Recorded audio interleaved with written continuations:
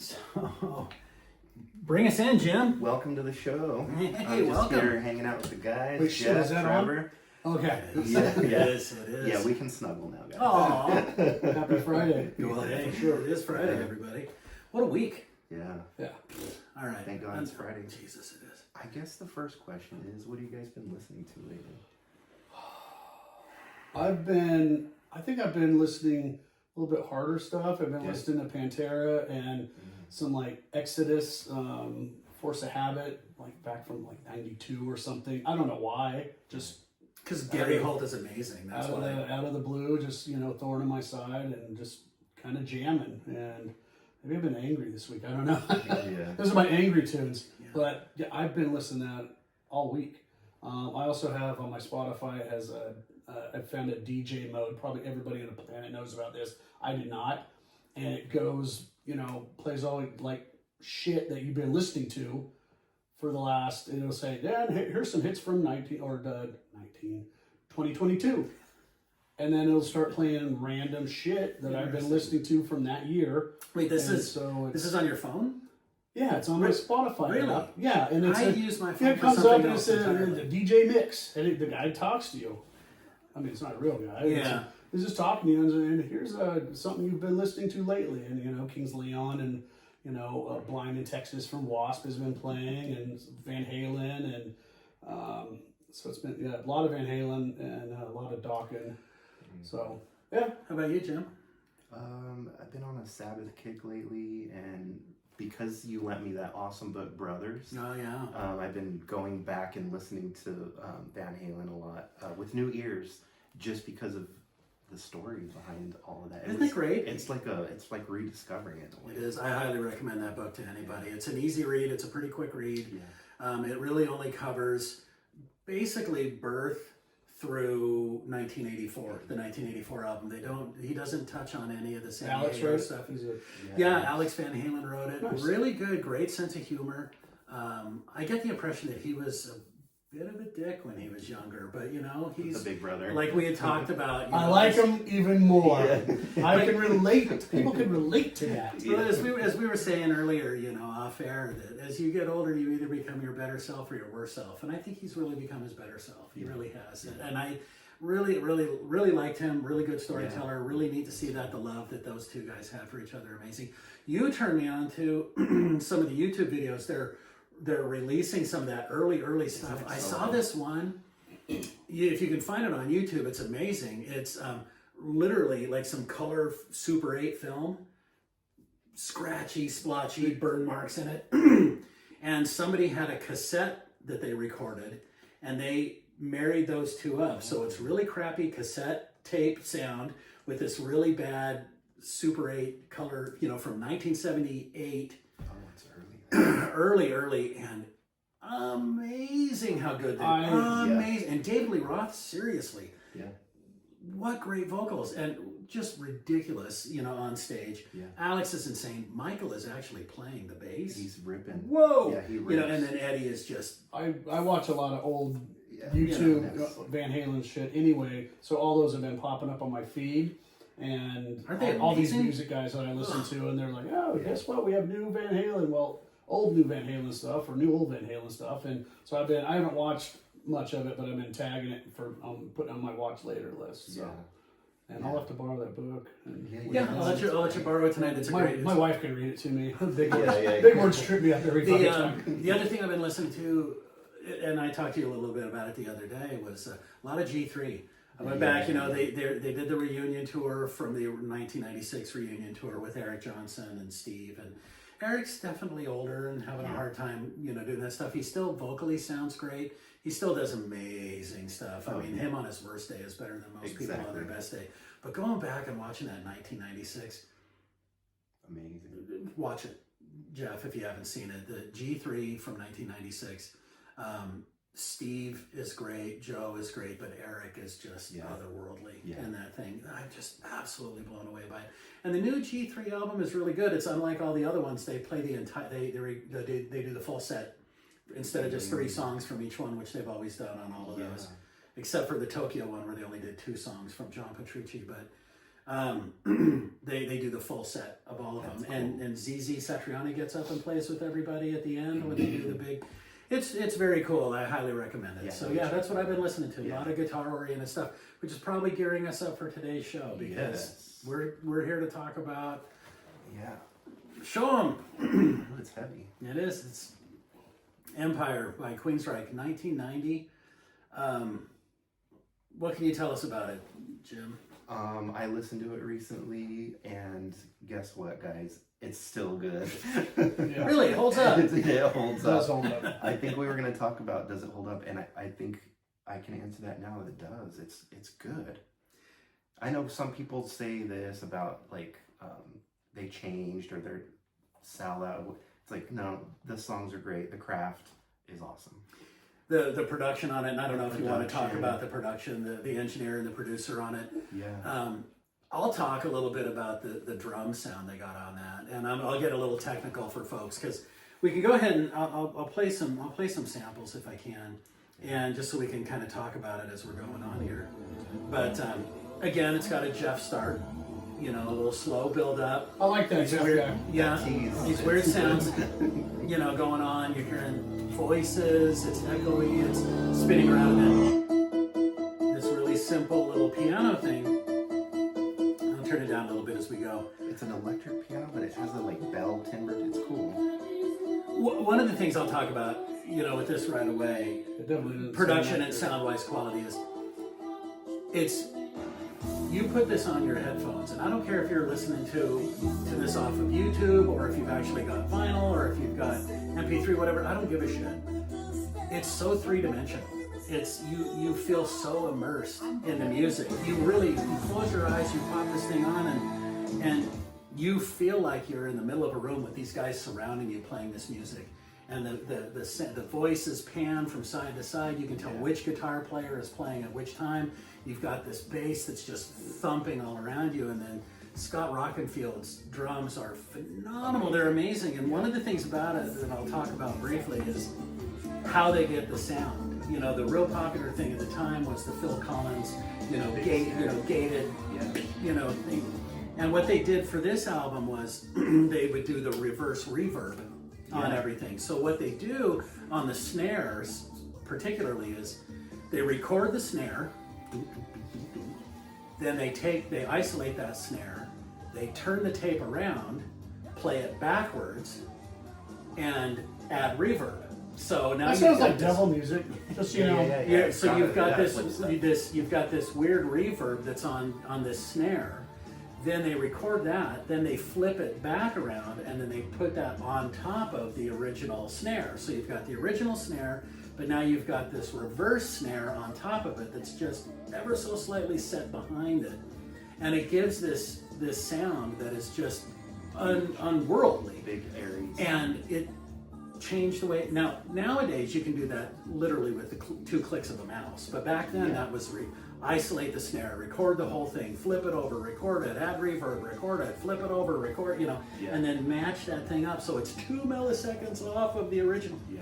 It was The amount of effort that they put into this thing just for the sound of the snare, and then they did that for everything on this album. It's just ridiculous. Which in Pro Tools today is just a couple of clicks. It's easy, but for them just to do that, and they don't only do it to the snare, but they do it on Jeff's vocals. They do it on too. his vocals as His well. vocals will fade in like an air, and then the phrase hits. It's good. So A lot of production. you especially hear it in the song Empire.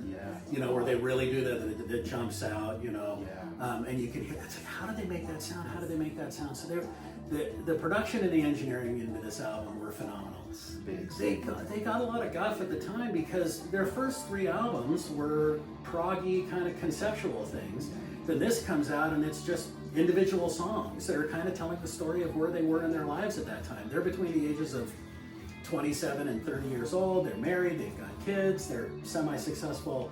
This is the album that just shot them absolutely into the stratosphere. 1990 to 1992, I think radio stations were required to play a Queensrÿche song every 4th song. So you heard Silent Lucidity 18 times a day. Definitely a more polished sound than their other ones. But, when we talked a couple weeks that we were going to cover this, I've listened to it about 3 times since then. After the first time, and I've listened to the album a million times, it's just been a while. And I told Trevor, I'm like, I'm like, I didn't realize how mean and pronounced the bass was in all Yeah. these songs, because a lot of groups, the bass gets lost. Yeah.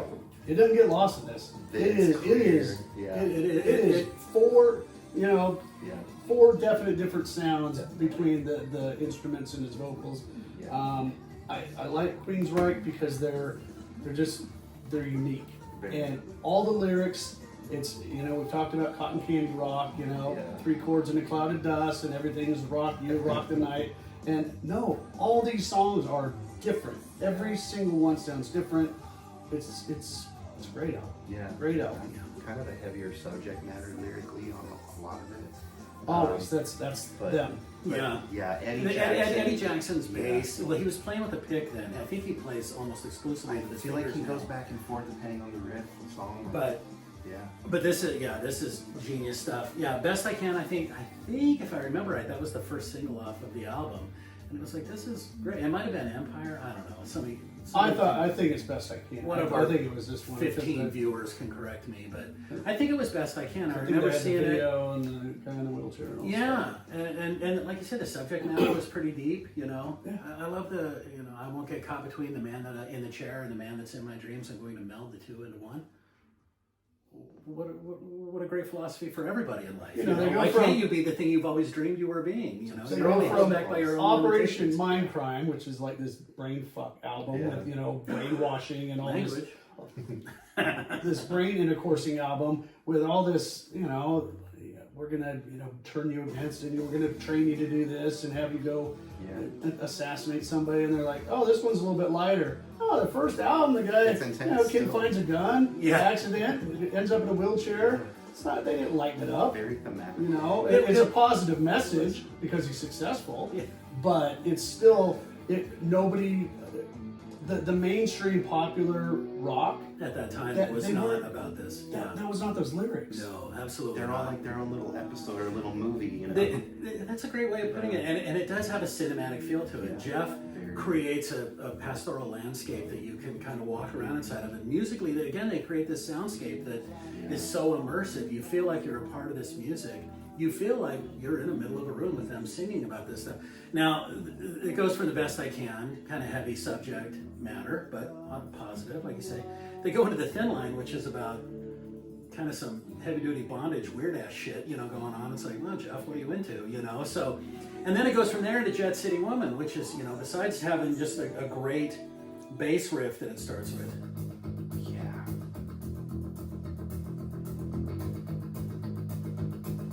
See what we're How did this not make our best bass riffs, or did it? I can't remember. I don't think it did. should have. We talked about I it. feel kind of stupid now that it didn't. But I'll tell you, we're 3 songs in, and each one has their own identity. Not one of them sounds like the other. No, and this is a song about, missing your girl back home, and, they're all from Seattle to Jet City, so, missing your girl back home, waiting for, checking the voicemail again and again and again, still nothing there. Love the bridge on this song. It's so good. This And is that a pumping hat, it's really good. Something, comparing this album to the one that preceded it, Jeff's vocals on Operation Mindcrime, he was hitting the high notes and really pushing. Mm-hmm. On this, he kind of lets that go, and it's all about the phrasing and the melody of it. He's not going for the I can hit high notes. It's more like check this out. Do you think that was a byproduct of him getting older and not being able to hit the high That's notes? definitely a factor with vocalists. Could it be they wanted it more radio friendly? I mean, That's true because and a lot of albums that came out around this time, producers were like, "Don't do that high, wide vibrato thing," because that's designated for a certain type of music. Yeah. He still naturally sings that way, but he cut it back a lot. And this album is more about the moody phrasing and the cool licks vocally. It's such a mature album. It's their 4th album, and you know my theory on that, and I'll share with you guys. I think that I call them famous fourths. I think there are more bands. They hit their absolute creative peak at their 4th album, 3rd or 4th album. I mean, you got Zeppelin 4. I mean, come on, Kansas Leftoverture. That was their 4th album. I mean, I can go down the list. I got a list somewhere here that I've made. Every time that I think of one, I was like, yep, fourth album. This is it. I mean, you might say that there are some that are better, but I think when the band hits their creative peak, and I think that this is absolutely their creative peak. I think. For me, it is. You know, other people are gonna argue and say it was, you know, Rage for Order, or it was, you know, Which is I've been listening to it's a Rage. great album. They're all I've great. been listening to Rage for Order Yeah. the last couple It's days so too, good. and it's a good album. New Regal. There's so many good songs on it, but it's its own thing. Each song is weird in a cool way. Each its own thing, just like this. It's just that you can hear the time. So, you know, another thing you were talking about, Jeff, and you bring up a good point. You know, they weren't afraid to shy away from anything. Della Brown is about a homeless woman, you know, that Jeff said that he would see every day walk into the studio. He would see this lady out there pushing her shopping cart, and he just started to kind of create this backstory for her, and it's like, I'm going to lean into this, you know, and who else was doing songs about that back then, you know, and it's crazy. I And mean, you it's got actually- Soundgarden doing Spoon Man, things like that, but not a lot, no. Yeah. And again, you know, with Della Brown, God, that little Stuart Copeland thing, you know. the sound effects, again, you're immersed in this story now. This is this story. It's you're outside, you hear car horns, you know, and here's, you know, Chris or Michael, you know, doing these volume swim. This is great stuff. Beautiful stuff.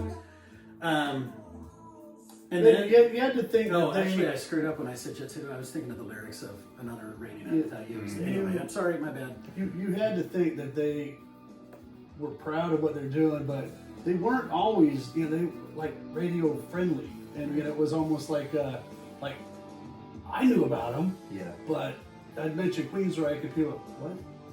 They They just didn't really know. They weren't. I mean, and then this took off, but they had to make it and be like, God, we think we made something really good, but is anybody going to play it? And it hit. They always stayed true unto themselves and did their thing, and they never changed. They didn't bring a rapper in. You know, they do what they do, and it's like, you know, this is what we do. It's interesting. I've always been a huge Chris DeGarmo fan. I think he's absolutely amazing. He walked away from it all. You know, he really just kind of said no more. And doing some research, you know, I found out that he and Scott Rockenfield, they were in 6th grade together. These are guys that knew each other since the 6th grade. Michael and Scott ended up becoming friends. Were in a band together, and they just all kind of 6 degrees of separation ended up, you know, forming this band. Got a recording contract before they had ever played live as a band, as a 5-piece unit. They had been in The Mob, and they had been in Crossfire, these other different bands they'd been in that performed all around Seattle and done all that stuff. But when they all got together and said, you know, maybe we can do something here, the first EP with Queen of the Reich and well, I'm drawing a blank right now, but that was all done in a rehearsal space, and they shopped around a tape, and they got a recording contract out of that to do the EP, and then they were like, well, now you got to go out and play this shit live. It's got to piss off all these bands that were just busting their hump for years and years, and well, we've never really played live. Here's a contract. Yeah. But I think one of the things that's unique about it is you know, this album, by this time, you know, these guys are, like I said, they're in their late 20s to early 30s. They've been a band since they've been playing professionally since they were late teens, early 20s. And you can see the impact that life is starting to have on some of these guys. You know, some of the subject matter they're talking about, some of the things that are going on. And from what I understand, that they're starting to get divorces, they started to bring in new girlfriends, and Chris was just like, this doesn't feel right. He's the only one who's still married to the same lady after all these years. And he was just like, you know, family's more important to me than this rock star shit. And he just left. He walked away from it, became a pilot. He's a commercial or a private jet pilot. That's what he does now. He was on Rainier Fog with Alice in Chains. He did one song on there, but that's pretty much it. He says he plays golf with the guys all the time, even though they're kind of all fraction now, but he still meets with them, hangs out. But no, he's done with the rock's lifestyle, and it makes me like him even more. He stayed 100% true to It's himself. like, did that, I'm gonna do this. Yeah. I love Rainy Night. The beginning, it starts off so good. I don't know. For me, this one, which was actually an actual message left by one of the studio musicians. Two-time heavy thing. And this song just punches you right in the nose from the beginning. It just goes and goes and goes. Again, that drum, that snare sound, that driving bass, the vocals that pan left and right, the newscaster or whatever vocals coming in at the end that just kind of like this voice from the heavens, you know. It's just, I think it's, is it the best song on the album? It's a great song. It's not my favorite song, but my favorite song is coming. Is it Resistance? Did Oh, you tell yeah. me that? Oh, yeah. Oh, okay. Kick me in the dick. I love that song. Yeah, it just goes. It just big vocals. Yeah. If you haven't, But this heard song's fantastic. But yeah, it's so good. So My favorite on the album, and it has changed a little bit over the years, but consistently the one that I just go to every time is Anybody Listening. It's epic. yeah. It's so fucking good. Yeah. So fucking good. Yeah. But Well, we're listening to getting- Rage for Order though, I kind of Walk in the Shadows for me. Is Walk in the best. Shadows is one of my Yes. favorite songs they've ever done. But Want to Get Close to You. That song is just creepy, eerie. Starts out so slow, and then it powers up. It's a good song. Yeah. We're talking about Empire. Yeah. Oh, I know, but I just We'll do Squirrel. all those albums. We can. I mean, seriously. I'm just I can do half an hour just on the EP. Exactly. It's so fucking good. Yeah. It's I'm showing them love. Don't wrong with They that. are. Yeah. I don't like what's become of them, you know, this splitting up and Jeff doing his thing and, Yeah. you know, It's Michael. a different and, member. you know, It's like, who's Yeah. this guy? He's new. And nothing bad about that, but it's like the The- original family was. Yeah, it was so. Yeah. Those first 5 albums, I think, you know, are so good. And when I saw them live, they were good. It was fun, a lot of energy. But Jeff Tate was there, and I went. The new singer is awesome. He really. No, is. he can hit the notes, and Jeff can't anymore. Yeah. I'm sorry, you know, Yeah. but Jeff's in his late 60s now at this point. Yeah, but even hitting the Well, notes, only he's just got. Alfred can do that. He's instead got of such that. a unique voice. Yeah. It's just he's one of those guys you hear and you're like, oh, Jeff Tate. No, well, it's hard to explain to somebody who wasn't alive at the time the impact that this guy's voice had on music. Who else could do this? I mean, Halford could hit high notes, but could he sing like Jeff Tate? Yeah. You know, Bruce Dickinson could hit those long, sustained high notes as well, but you know, I put those three probably in the same category for music at that time. It was just so rare. I know what I was going to tell you when I'm old. My Squirrel. memory is shit. But listening to this on Spotify, a lot of times they add a bunch of extra bonus shit on the albums, and they put some live Queensrÿche with Jeff Tate. So I listened through it a little bit.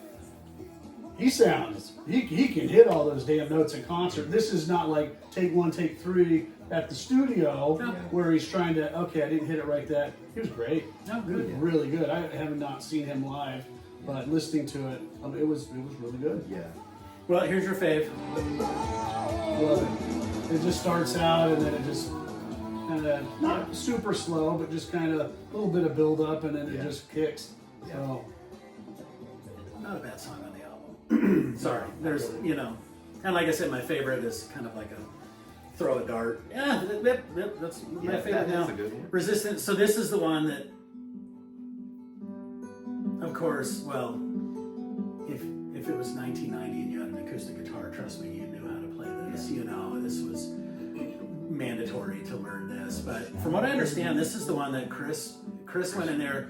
100% this was his. It was going to be a acoustic guitar and Jeff, and that was it.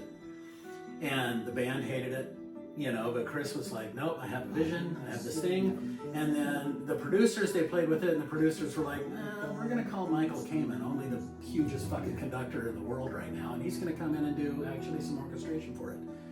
Took it to another level. And trust me, maybe they hated it at the time, but every one of them loves cashing those royalty checks today. Trust me.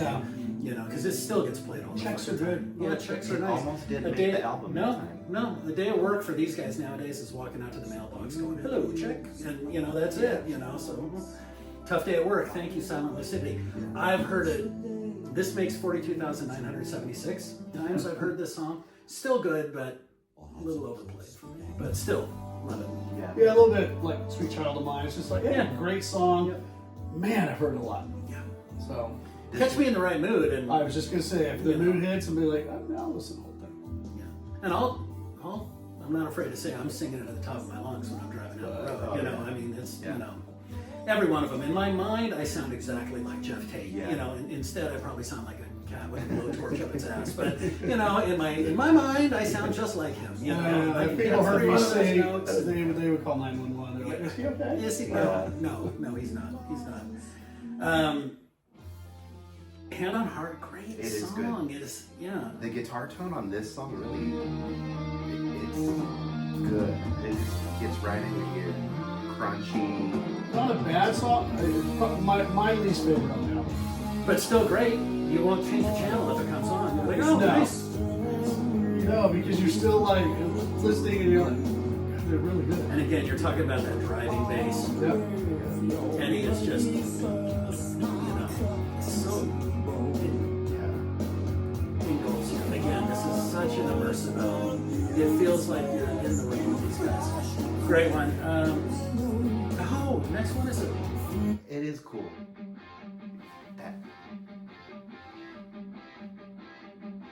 I would have loved to have been around with their workshop in these. You know, Yeah. wouldn't that have been amazing? Yes. Because I don't know if they Yes, wrote this in do the that. studio or if they wrote, you know, brought it. They bring in ideas. Yeah. And all this bell work and hat work. I'm sitting here tapping my foot. Yeah. Yeah. no, you can't help it. It's Great album. Here's my question now. Those of you who aren't fans of Queensrÿche wouldn't know, but Scott was famous for his drum kit that had the chain motif. You know, instead of a normal mic stand that is just The you know, this- cymbal stands, they hang on. he has these welded chains that hold all of this stuff up. My question is, do you think he used that same kit in the studio, or did he use a more traditional? Because I imagine those would have to be kind of loud. We have to find some footage. I'm sure there's something out there. I wonder. You know, because a lot of guys, you know, they'll tour with one and then they'll record with another. A lot of times they don't even take their stuff into the studio. They go there and they're like, "What do you got?" Yeah, because a good studio has everything. Has you can everything. imagine. It's like, I don't like the sound of, you know, bring me an orange amp, or you know, I'm gonna run a 59 Les Paul through an orange amp. Let's see how that sounds. cherry you pick know, the and they'll best. do. Yeah. You know, does he go in there and be like, "Oh, you got a Ludwig kit? Let's try that. Some pasty cymbals. I'll try that. Oh, I like that." You know, or is A it? go-to. Yeah. I know they endorse stuff and they'll always put it on the liner notes. You know, I exclusively use Pearl and Zildjian. Yeah. you know, but Yeah. In the studio, it's all bets are off. You can grab anything because it's the recording. yeah. And you're going for tone and capturing what the song is trying to translate. So, yeah, they'll swap out a snare or something. The snare's a little more dry on this song, and you can hear the tone of it. Yeah, not Saint Anger Dry, but Right. but still, Yeah. it's got more. A crack. Yeah, Yeah. it's solid.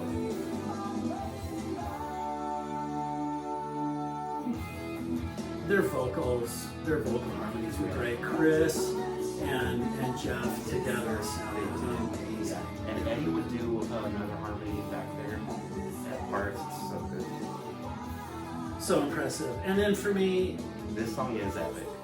It's really. it is. It's kind of it's not what you think of when you think of this album, but when you listen to it, you're like, oh fuck, I forgot about this one, you know? It's intense. Yeah. Yeah. Get it, Chris. Yeah, it's not every group from that era that you listen to and you're like, oh man, they're actually musicians. Oh, yeah. They're, Yeah. like fantastic. They still, they made real musicians back then. These guys had to know their shit. Yeah, Especially if you were going to be considered prog, which these guys were. If you were prog, that means you automatically have to up your game. You know, you need to know your shit. I think of the bands that they inspired. You know, Fate's Warning, definitely Dream Theater. 100. The first Dream 100%. Theater album could be Absolutely. You know, that's absolutely what they were going for, was to sound like Queensrÿche. Yeah. You know, so every prog band that came out after 1986 is derivative of Queensrÿche. That's all there is to it. You know. Yeah. And I'll fight anybody who says that. I'm with you. I'm a wrestler. I'll fight you right To now. the death. Yeah. 2 go in the cage, only 1 comes out. I'll fight you to the pain.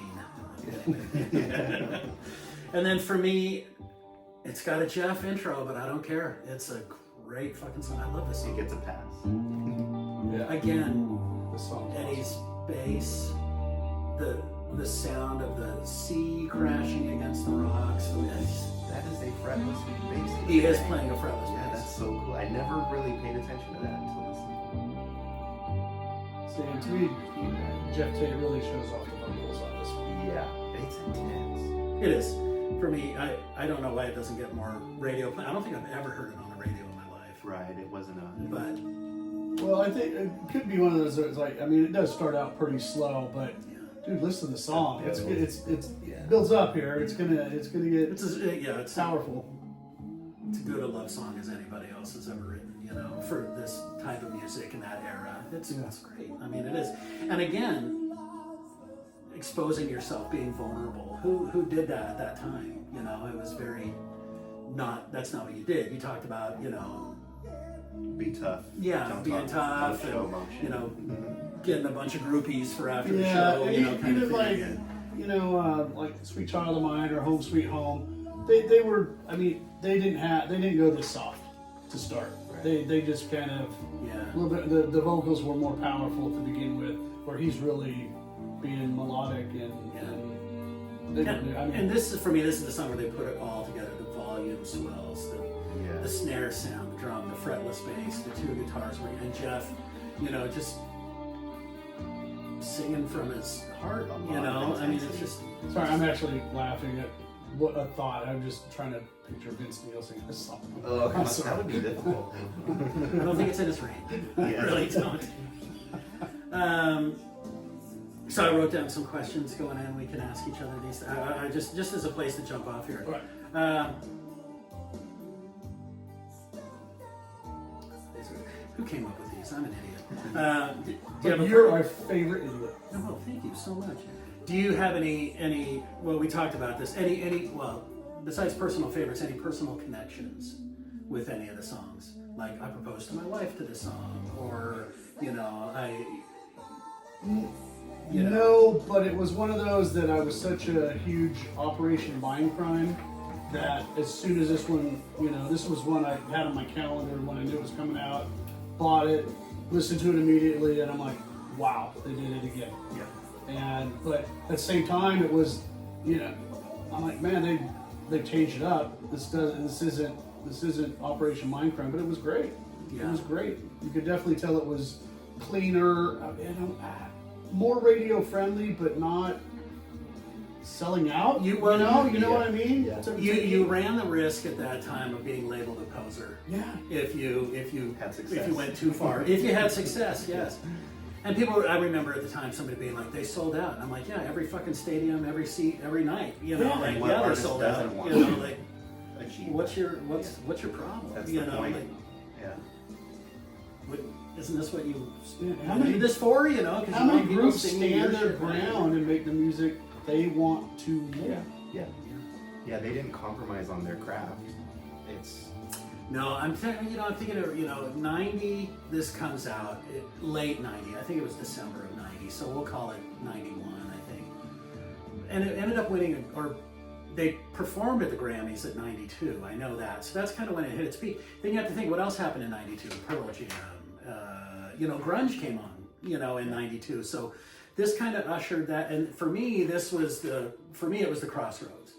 Grunge came, and at first I was like, okay, I like this Pearl Jam. They're really good. This Nirvana, I'm not really sold on them yet, and I'm still not. Sorry, folks. I'm an old man, but even at the time, I went the other direction. That was the same year that Images and Words came out by Dream Theater, and I went, oh, more of this, please. And so that's the direction I went. Yeah. But this, for me, this was that bridge. This was the thing that took me from Motley Crue and Poison and Wasp and Doc and made it, and then I went, oh, I really like this. I like this direction that these guys are going. So for me, that's my personal connection, that this was the bridge between the hair metal of the mid to late 80s to the prog of the 90s, which is where I still am.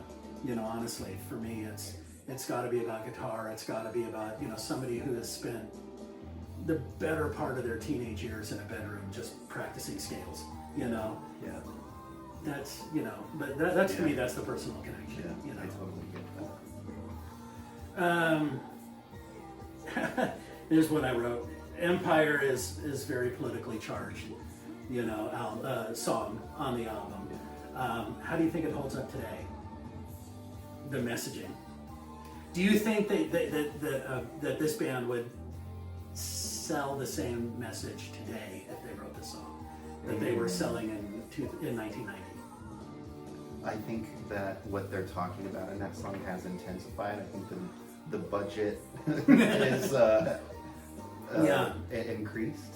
One of the things, for those of you who haven't listened to it, please listen to it. They talk about how The defense budget. the defense budget and NASA space exploration budget is all larger than municipal police department budgets, and how they need to be spending more money on municipal police departments than they are on other things because crime is running rampant in the streets. Well, now you see an over-militarization of police departments, and so people are like, whoa, whoa, whoa, too much, back off, you know. But at the time, they were like, more police, please, you know.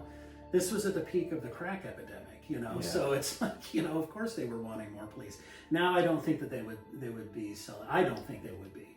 But then again, I don't know. You don't think know? they'd be as vocal about it? I don't think so. Yeah. I don't know. That's- I think it would definitely be. You would be drawing a line. You would be losing fans and gaining fans if you sold the same message nowadays. Which song do you think best defines the sound and spirit of the album? Of the album. Which song, if you were going to say, you're going to listen to Empire, oh, I'm on the fence, listen to this song. If this song doesn't sell you on this album, then you don't need to listen to the rest of it. I would say Empire, anybody listening. And I want to say, Another Rainy Night's kind of the poppier one. It's amazing. I would say Empire, anybody listening. Best I'm makes going sense. to Yeah. It's got the vibe. See, all those are now- the vibe of the album. Now, Resistance, I already stated my favorite song. The first two songs that came to mind for me were Empire and Best I Can. Yeah. But I think it's a good call with anybody listening. I would put, if I'm trying to get the tone of this album and get somebody to kind of get hooked on this group, I would for a slower song, I would pick anybody listening over Silent Lucidity. Yeah, definitely. For me, especially if they hadn't heard them before. Yeah. Because to me, it's a more powerful song. Yeah. Definitely more powerful lyrics than Silent Lucidity's. It's a great song, but it's really its own Well, thing. let me ask you this. If you were going to introduce somebody to Queensrÿche, would this be the album that you chose? no. I would probably go something off Rage for Order, honestly. I think. I'd go Operation Mindcrime. Yeah, that is. It's so heavy, though. Yeah. You know, I mean, that's some real adult listening there. For somebody who Well, hasn't heard be a it fucking before. adult. Listen to it. Well, I say so too, but I also think like Walk in the Shadows. That's Right, kind of but poppy, okay, but kind of yes, but that whole album is not real pop. No. Just that, and that song's not. It's a rock song, but it's, it's such a cool guitar riff on Walk in the Shadows. But the rest of the album is kind of, it's. It depends. This on was a who you're- hugely popular album. It's It an was acquired hugely popular taste. album, I would say but, Rage for Order is an acquired taste. Yeah, it is. It's a different. Yeah. I think this is the one that's going to be the most accessible to people who aren't familiar with That's the band. true. And then I would say go backwards from here. Go If 4, you 3, can 2, handle 1. this. You know. Yeah. Yeah, if you can handle this, then you're definitely going to want to listen to their earlier Yeah. stuff. If you don't like it, Yeah, And it's a. I'm fun biased thing, because Operation Mindcrime is so near and dear to me. Yeah. But you're right, because think about one of my best friends, woman Julie, known her forever. She loved this album, and I don't think she fucking knew who Queensrÿche was before this came out, and she just loved it. And so, yeah, I guess that would be the album that makes the sense that it would. I wonder how well it would do if it was released today. If a band tried to put something like this out today, if it would be. Well, I think their political views might be a little different. People Right. change, people age. I do think this is another great thing about it is it doesn't sound really dated. You know, if I listen to the Black and Blue album, I'm like instantly, I'm like, oh, that's the 80s. This just sounds like rock, you know. So this could be a, I don't know. You got, well, I don't want to say that, but Wow, I don't want to get editing yourself. crucified. Wow. Okay, Yeah, I good did for just you. edit myself. I'll tell you what I was Wow. going to say after we turn right. off the record. And it depends on who you're selling it to, too. You know. Yeah. Like if I'm trying to show this to my grandma, I'm gonna play her Silent City. I'm not gonna show her New Regal. You know what I mean? It's just out there. Yeah. So it depends on who. But there's something for everyone. I think in their whole body of work. There's something. You're not going to play I Want to Get Close to You to your grandma. Right. Exactly. Yeah. This is creepy. Yeah, it's While creepy, doing, your like, that grandma. weird dance. Yeah. All right. I love it. That's what I do. I go too far. I don't know. Yeah. There's a line you go past, and then you go past that line. You think of this, So grandma? Pull the that's what I chaps do. off. On that note, all right. Well, highly recommend it. I give it 4 out of 4 stars. Absolutely for me. This is their first 4 albums. I give 4 out of 4 stars. All of them. I think they're Easy. all outstanding. The 5th one is when they kind of started to get a little weird, but still good. Promised Land is still is I like Promised Land. It is different, and it's naturally the next step for them. They're going to do something different every time. And Chris DeGarmo's on that album, Yeah. so it's good. Yeah. But there's a few on there that are a little different. I don't know why people. I think it was just the year it came out. I think it was '97. It took a little while. People grasp on after this, the grunge thing. People weren't paying attention as much, but it's a good body of work, honestly, and that's probably where you might maybe stop. They did good stuff after that, a little here I and think there. their Run for Cover album is great. I love it Yeah, too. Their yeah. version of Red Rain is amazing. I think, you know, Operation Mindcrime 2 was a little too much. It's you know, not that great. Yeah. I'm always trying to okay, maybe it's just my attitude, and I'll put it on. I'm like, oh, it's just not. It's just not that good. I hate doing that with albums when you're Yeah. you want to like it I so wanna bad, and like you're it, like, but- you know, let me try. I do that with movies too. You know, I was drunk when I watched it the first time. I was in a bad place. Let me watch it. I'm like, nope, still shit. Yeah, still not that great. Shit. Yeah. What I learned is about a minute ago when he said, on that note, that's his cue of saying, I wish Jeff had stopped talking about 60 seconds ago. Yeah. You guys are learning some of my tells. Damn it, I gotta change them up. Any parting messages for any of our loyal 15 listeners that we have out there? If you haven't heard that, check it out. Put it on. Let it go from beginning to end. Pour a glass of wine. Yeah, honestly, go into a dark room, put the headphones on, and just immerse yourself in this album. That would be my recommendation, because this is an album that really it takes you somewhere. And It really be does. open-minded, because it is a different type of music. I mean, if you're listening, whatever you know, it's. But that's different. what's great about it. Exactly. And That's the if, appeal. and like you said, listen to it, you know, start to finish. Yeah. And I, you know, all this music we've talked about, there's not a lot of perfect albums. This album's fantastic. It is. Start to finish. Yeah. One of the things that I like to do, you know, after you listen to this album and you really have absorbed it, is go back and just pick out one instrument. Yeah. Pick out just the bass, like you were saying. Just listen to just the bass when you listen to this album and realize how busy he is, how well he serves the songs. Same thing with Scott's drumming. Listen to the drumming. It's otherworldly. It's great. He's a Mount Rushmore level drummer. He really is.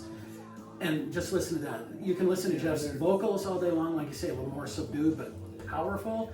And then Chris and Michael, their guitars are just They're they clean. play so well to each other. There's never anything on this record, vocally or guitar-wise, or even especially drumming and bass, that's like indulgent. It's not. Everything has a point and a purpose and a phrase that suits the song. You'll hear a lot of guitar solos where it's like cool, and then it's just like speed, and it kind of it gives you a meaningless vibe because it's more like I'm fast. You know, or I can hit this really high note for a really long I time. think they say it like that. Even on fast. yeah, check this out, Grandma. Or even the vocals. There's no unnecessary vocal lines where it's like bland or like, well, what's he doing? Yeah, why? Everything has a really good point and an intention. It's good. For the record, he just went creepy grandmother. I didn't say anything. Yeah. That was all him. That's Just, okay. you know. We're gonna keep it going. And on that note, Oh, that. Oh! good night, everybody. We'll see you next time. Thank you.